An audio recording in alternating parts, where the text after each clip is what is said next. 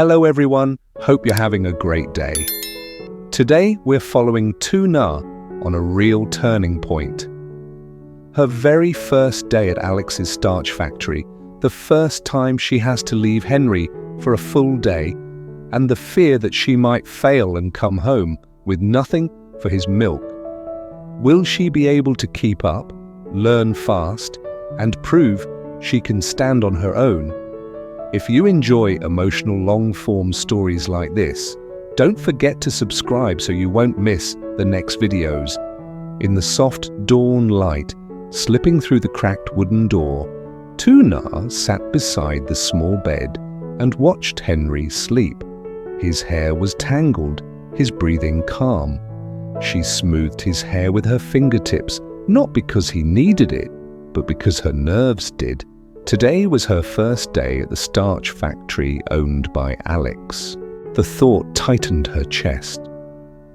A real workplace, real rules, people watching.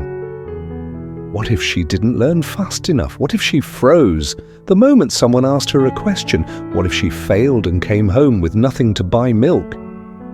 She leaned close and whispered, "Mommy will try her best, okay?"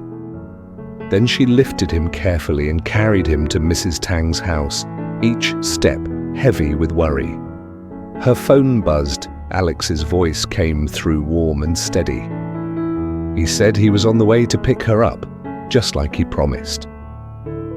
Tuna thanked him quickly, then got ready, as if hesitation would swallow her. She changed into her cleanest clothes and slipped on the new shoes she bought for today.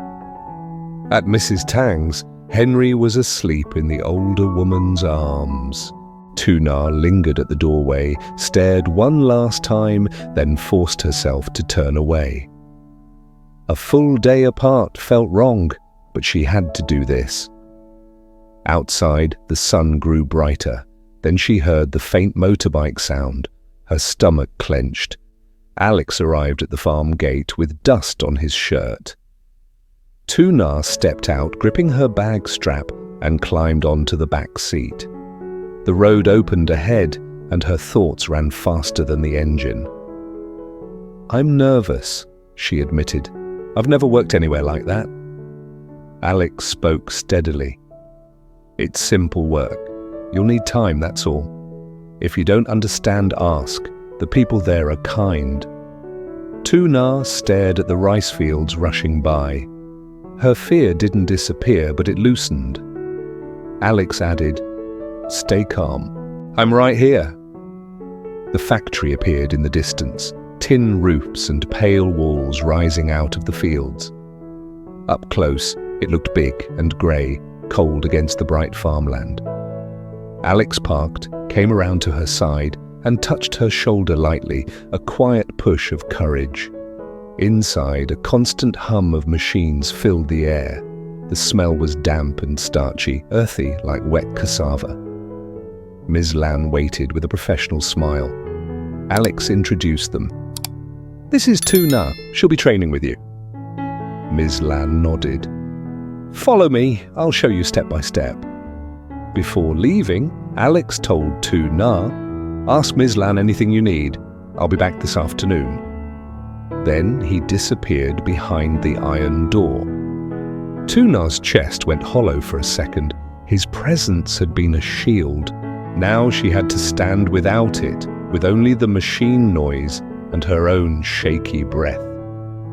Ms. Lan led her to the inspection area, where cassava roots lay in muddy piles.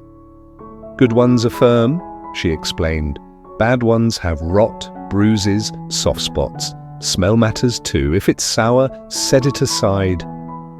Tuna crouched and touched the roots with trembling fingers. The grinding noise, the white starch moving through pipes, the damp smell clinging to her clothes, everything felt unfamiliar. She listened hard, terrified of forgetting. But Ms. Lan stayed patient. She repeated instructions without irritation and corrected Tuna gently. When Tuna looked overwhelmed, Ms. Lan slowed down and let her try again. That calmness was the first thing that made Tuna think, maybe I can do this. They walked deeper into the factory. Under dim yellow lights, white starch flowed through wide pipes like a slow river of milk. Workers moved with practiced motions, not rushed, just sure. Ms. Lan kept it simple. Grinding, filtering, bleaching, storage. The standard is pure white. Tuna clutched her notebook and wrote down what she could. Filter, bleach, storage tank. She still felt awkward, but she could sense the rhythm of the work. It was loud, it was messy, but it had a logic. And logic meant she could learn. Ms. Lan paused. You're learning fast, don't worry, you'll get used to it. The praise was small, but it landed hard. Tuna smiled for the first time that day and thought of Henry. I have to keep trying for him. Even if she was scared, she couldn't afford to stop. While Tuna learned inside the factory, Alex stood under the blazing sun in a harvesting field with Adam. Wind carried the scent of earth and cassava leaves. Roots lay stacked neatly, waiting for trucks. Adam inspected the tubers and nodded. Last batch was excellent. This time I want 100 tons. Relief loosened Alex's shoulders. Thank you for trusting us. We'll guarantee the quality. They agreed on terms, 50% in advance, delivery within 2 weeks. It was a big order, enough to keep the factories running and keep workers busy. When the transfer confirmation buzzed on his phone, Alex felt a quiet victory. He called Tuna. I'll pick you up soon. Late afternoon lights softened when Alex returned to the factory. Tuna stepped out looking tired but brighter when she saw him. I learned a lot today, she said, proud and shy at the same time. On the drive home, she told him what she had seen and how Ms. Lan explained things patiently. Alex listened closely, and that attention steadied her. It felt like she wasn't carrying the whole day alone anymore. Then Alex slowed the car. That's Miss Hong, he said. Miss Hong stood by the roadside with a medicine basket on her shoulder, sweat glistening under the fading sun. Alex stopped and offered her a ride. Tuna glanced at Alex. She helped you before, right? Alex nodded. Without her and her mother, I don't know what would have happened. They brought Miss Hong to Alex's house. His mother recognized her instantly and hugged her with gratitude, talking fast like she'd been holding those words in for a long time. Miss Hong politely declined dinner, but Alex's mother insisted on giving gifts and a basket of oranges. Take these, she said warmly, for your mother, and for Henry too. After Alex drove Miss Hong home, he and Tuna went to pick up Henry together. On the way, Tuna admitted she was clumsy with new things, but Ms. Lan was kind. Alex encouraged her gently. Take your time, you're doing fine. At the farm, Henry ran into Tuna's arms. She hugged him tight, squeezed oranges for him, and smiled as he drank. Alex played with the boy until laughter filled the quiet space. As the day closed, Tuna held Henry close and whispered, Mommy will try even harder. Above them, a thin crescent moon hung low, lighting their path forward with a soft, steady glow. When the iron door closed behind Alex, Tuna stood still for a second, like the floor had shifted under her. The machines didn't care that it was her first day. The factory kept humming, pipes kept carrying white starch forward, and workers kept moving with quiet confidence. Tuna swallowed and followed Ms. Lan because she knew if she paused too long, fear would grow. Come on, Ms. Lan said gently. We'll go step by step. You watch first, then you try. They walked deeper into the factory where the roar felt closer than Tuna's heartbeat. Under dim, yellow lights, white starch flowed through wide pipes, thick and pale, like milk moving slowly. The air was damp and clung to her skin. The earthy, starchy smell settled into her hair and clothes. Ms. Lan pointed ahead. Grinding comes first, then filtering, then bleaching. Tuna nodded quickly, eyes darting across moving belts, spinning parts and gauges. Cassava roots disappeared into a machine and came out as pulp. Water ran constantly. Workers checked levels without panic, just steady focus. Ms. Lan guided her to the filtering section where the mixture separated. This part matters, she said. If filtering is sloppy, the starch won't be clean. Tuna opened her notebook with shaking hands and wrote the words anyway. Filter, bleach, tank, messy but real. They stopped near the storage tanks. Ms. Lan tapped the metal lightly. The standard is simple, she said. When it turns pure white, it passes. Not off-white, not yellow. Tuna leaned forward, studying the color and texture. She still felt out of place, but the process had logic, and logic meant she could learn. Her fear didn't vanish, but it changed shape. It became a challenge instead of a wall. You're learning fast, Ms. Lan said after a while. Don't worry, you'll get used to it. That small praise warmed Tuna more than she expected. She smiled just a little, then thought of Henry and felt her chest tighten with love. I have to keep trying, she told herself. For him?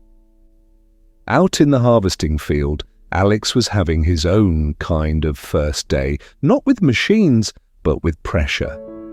Under the blazing sun, he stood beside Adam while the wind carried the scent of earth and cassava leaves. Roots lay stacked neatly, ready for trucks. Adam bent down, turned a tuber in his hands, and nodded. The last batch was excellent, consistent quality. This time, I want 100 tons. Relief slid through Alex like he'd finally unclenched a fist he didn't realize he was holding. Thank you for your trust, he said. We'll guarantee the quality. They talked terms, 50% in advance, delivery within 2 weeks. It was a big order, enough to run both factories at full capacity. Adam asked casually about red pomelos for Tet, and Alex answered, in half a month, they'll be ready. When the transfer notification buzzed on Alex's phone, he looked at the screen and felt a quiet victory. This wasn't only business, this was stability, something solid enough to protect the people he cared about.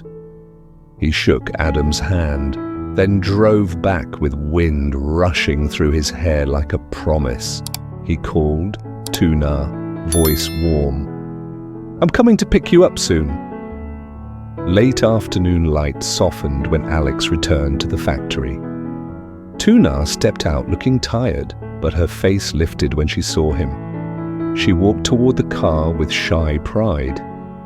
I learned so much today, she said, and her voice sounded different than the morning, still soft but steadier.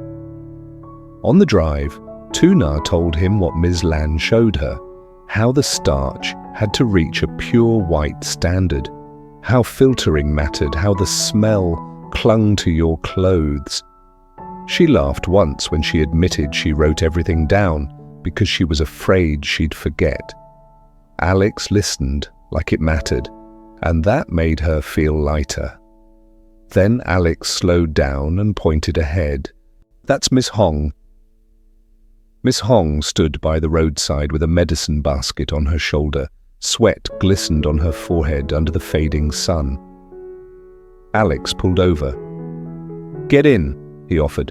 I'll take you home. Tuna glanced at Alex and nodded. She helped you before, right? Alex's voice lowered. Without her and her mother, I don't know what would have happened. Miss Hong hesitated, then climbed in. They invited her to Alex's house, and as the car rolled down dusty red roads, something quiet settled between them. 3 people connected by one simple thread. At the house, Alex's mother opened the door and her eyes lit up. "Little Hong?" She hugged Miss Hong tightly, gratitude spilling out as if she'd been waiting to say it properly.